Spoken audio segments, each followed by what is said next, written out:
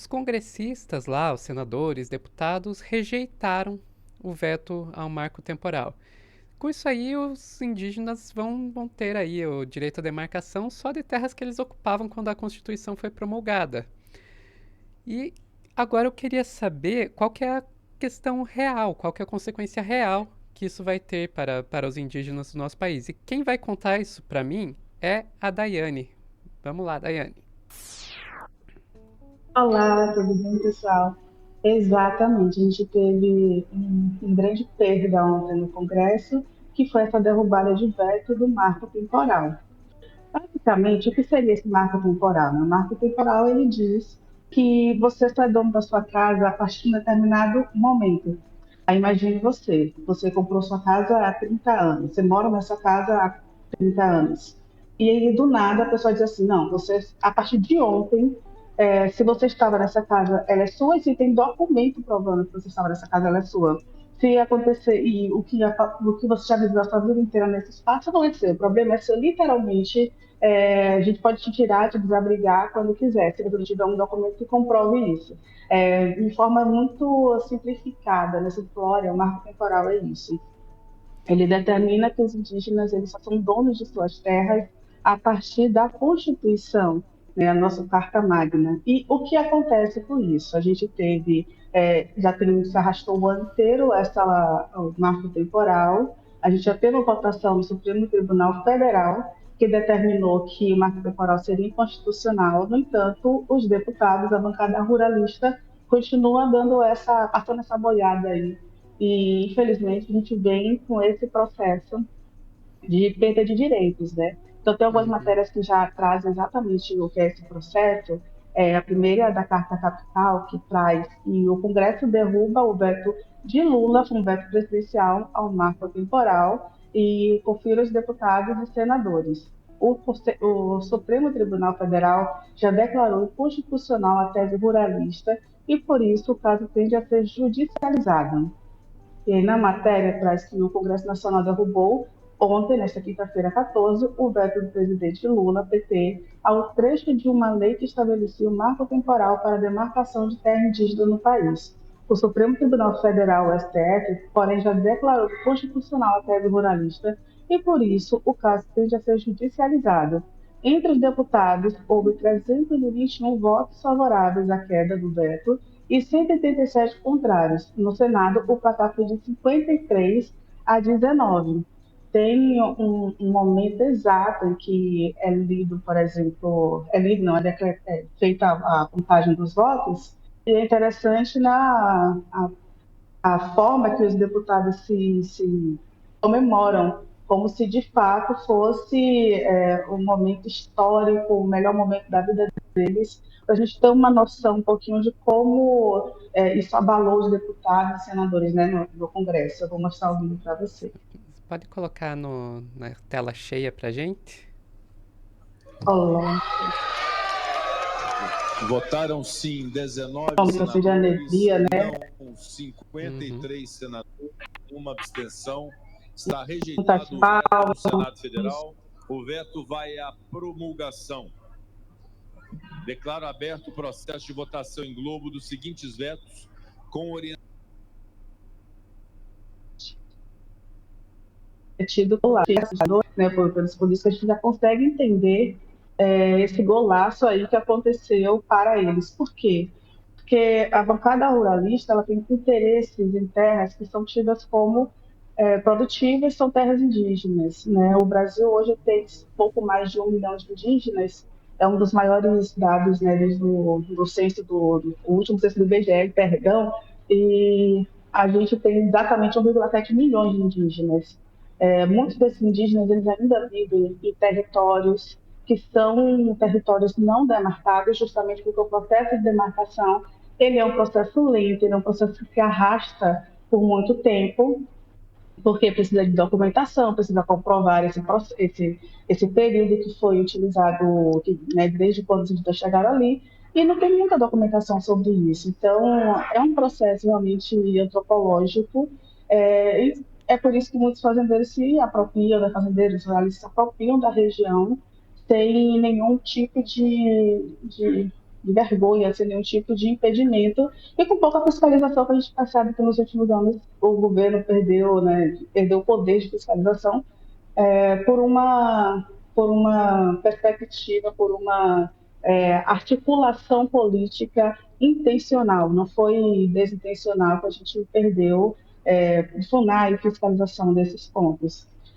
Também tem uma outra matéria que é interessante a gente colocar aqui na perspectiva, que vai haver resistência, né? O, Ontem, assim que a gente teve a decisão do marco temporal, a gente também teve uma decisão do governo, né? A gente já teve assim na Guajajara, informando que vai para o Ministério, vai para, desculpem, lutar contra, né, o marco temporal, né, essa retomada. Então, a gente tem o Poder 360, que informa que o Ministério diz que irá ao STF por veto ao marco temporal. O Ministério dos Povos Indígenas anuncia que irá acionar a AGU e o Congresso derrubou o veto do Lula nesta quinta-feira. Já é essa informação. O Ministério dos Povos Indígenas, que é ministrado, né, pela Sônia Guajajara, informou que vai, né, acionar a AGU, a Advocacia Geral da União, para entrar no STF, o Supremo Tribunal Federal, contra uma ADI, que é a ação direta de inconstitucionalidade, contra essa derrubada do veto presidencial, que o veto presidencial do presidente Luiz Inácio Lula da Silva ao marco temporal. A decisão do Congresso Nacional foi tomada nesta quinta-feira e ontem mesmo, né, também na quinta-feira, a gente já teve o posicionamento da ministra. Em comunicado, o Ministério afirmou querer garantir que a decisão do Supremo de setembro, que decidiu a tese do marco temporal como inconstitucional, seja preservada, assim como o direito dos povos indígenas. A derrubada do veto de Lula foi liberada e articulada pela bancada do agronegócio contra a ampliação de demarcações do território de terras indígenas do país. E a ministra dos Povos Indígenas, a Sônia Guajajara, disse que a decisão dos deputados e senadores desrespeita a Constituição, os povos indígenas e o futuro do Brasil. A declaração foi realizada através da sua conta pessoal no Twitter. Eu me recuso a chamar de X a plataforma. No Twitter. Tá no meio do caminho, vamos chamar de Twitter, né? Como dizem por aí. Twitter, isso, é o intermediário, exatamente. Então, a Sônia, né, uma posição do governo de enfrentamento, a gente não esperava que fosse diferente, porque o que basicamente vai acontecer com os povos indígenas sem o marco temporal, com o marco temporal, né, com a demarcação de que só a partir de 89 é que suas terras, né, são literalmente suas, isso para quem tem a documentação, para quem conseguiu a demarcação, o que vai acontecer é acirrar ainda mais a disputa entre os povos indígenas e os ruralistas. A gente tem, infelizmente, um dado terrível, que é um dado do relatório da violência contra os povos indígenas no Brasil, do ano passado, 2022, que registrou 795 homicídios de indígenas no país. E isso só entre 2019 e 2022, o período que estávamos sob a tela do presidente Jair Bolsonaro. Essa morte, vamos relembrar, são apenas mortes, homicídios. A gente não está contando, por exemplo, várias outras questões que aconteceram no período, inclusive que não são registradas como homicídio, mas a gente tem graves denúncias de mortes por transmissão de doenças que são levadas pelos garimpeiros, por ruralistas para a região. A gente teve o processo da Covid, que também teve um genocídio da população indígena, a gente não pode chamar de outra forma. Esteve pessoas negando água para os indígenas, né? Um governo que negou água. Então, os indígenas eles sofrem muito e há muitos anos. No entanto, a gente pode perceber também o que os deputados falam a favor do marco temporal, por exemplo, é que os indígenas já querem suas terras exploradas, já querem receber dinheiro pelas suas terras. E aí eu trago um trechinho do vídeo, né, do deputado, do senador Flávio Bolsonaro, que ele representa muito bem esse pensamento. que é o pensamento de os indígenas, assim como os trabalhadores que aceitaram, que querem a reforma trabalhista, querem porque pode negociar em pé de igualdade com o seu patrão, né? A gente pode negociar em Ai, pé de ai. igualdade com quem tem uma arma apontada para sua cabeça e pode matar sua família, mas né, é o pensamento dele. Vamos sumir um pouquinho o que ele fala. O que a gente percebeu ao longo dos anos em governo de esquerda, em especial do PT, foi que a cada ida do presidente de esquerda à ONU, ele anunciava a demarcação de novas terras indígenas e, coincidentemente, terras onde o subsolo é riquíssimo, né, tanto em hidrocarbonetos, né, que são aqueles produtos do petróleo, quanto em recursos minerais, como inclusive áreas indígenas que poderiam ser usadas para geração de energia elétrica ou para passagem de linhas de transmissão de energia elétrica. E, na verdade, aos países a gente observa que os índios autorizam a exploração de suas terras e recebem indenizações e altos dividendos em função da atividade que eles permitem que seja explorada em sua terra. Então, durante o governo Bolsonaro, nós chegamos a enviar um projeto de lei ao Congresso Nacional exatamente dizendo o seguinte: olha, o índio não tem autonomia sobre a sua terra, então vamos decidir que o índio, vamos deixar que os indígenas eles decidam o que é que pode, o que é que não pode fazer na sua terra. Então, aquela comunidade indígena que não quer explorar nada, não vai explorar nada. Aquela que quer deixar que se explore petróleo, que se explore ouro, que se explore alguns minerais que podem servir para a produção, né, de utilizáveis na área, no setor agrícola. Enfim, tem uma infinidade, tem uma riqueza estimada em mais de $1 trilhão no subsolo do Brasil, né, em terras indígenas. Então, o que a gente defende é isso, que o índio possa ter o direito de escolher, né? Eu, senador, ou um deputado, ou um presidente da República, não pode decidir pelo índio o que é melhor para a terra dele. Então, nós sempre defendemos essa autonomia plena dos povos indígenas para que eles possam tomar essa decisão. Eu acho que a Câmara acerta ao estipular que o marco temporal é aquele que está previsto na Constituição Federal, como eu disse, de 5 anos, portanto, até 1993 é que a União tinha esse prazo, e alguns querem aqui na via política ou por intermédio de uma militância judiciária alterar o que o legislador botou na Constituição, o que está errado. Daiane, se você me Sabe, né, gente? permite, eu não consigo deixar de perceber que para ele autonomia significa tratar a terra da mesma maneira com que a nossa sociedade trata, né? Eu não consigo deixar de perceber isso. Exatamente. Exatamente. Para ele, autonomia e exploração. É como se o Uhum. indígena tivesse a mesma relação que terra que nós temos. E não possui assim, não funciona dessa mesma forma. Então, para ele, uma terra indígena que não está sendo explorada, não está sendo retirado nenhum metal ali, é uma terra extremamente produtiva, mas que está sendo improdutiva. E esse discurso a gente observa em vários outros, em muitos momentos, não só nele, né?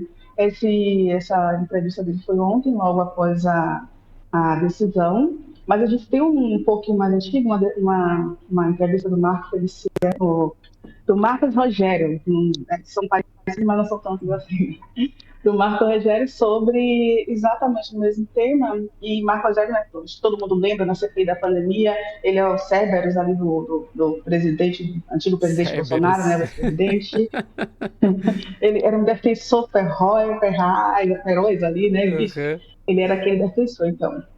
E o Marco Rogério, eu estou Rogério. confundindo um com o outro, Rogério, ele fala sobre isso, né? Ele traz assim, né, que é uma necessidade importante porque confirma, né, a jurisprudência no país. Então a decisão foi importante. Vamos ver um pedacinho? Bora lá.